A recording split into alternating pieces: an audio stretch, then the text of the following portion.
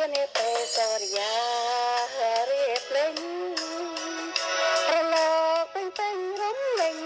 ទុំសូឡាតកោសិនចាំនេះសាយោនអនេះទៅលំសូឆ្ងាយស្រណងអើធំមិនសាបអណ្ដែតលើស្អីជលសា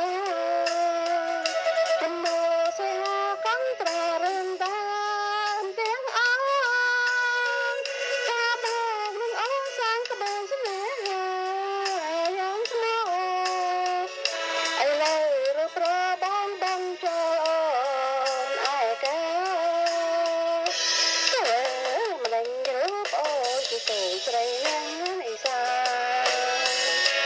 ភាពក៏មិនស្អាតប្រឡងជាប់ក្លិនមិនឆាអូស្គាល់ជានៅបបក៏ចក្លិនជលសានេះហើយវាស្នាអូថានៅភូមិបងព្រី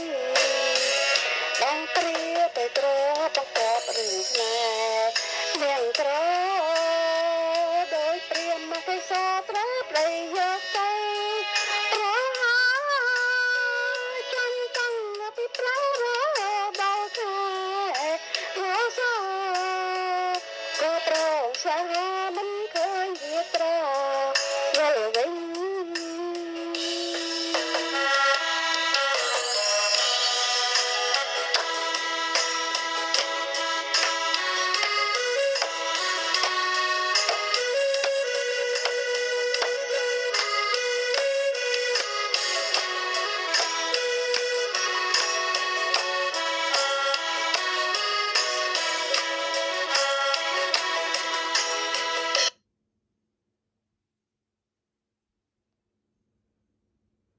ចានាងខ្ញុំ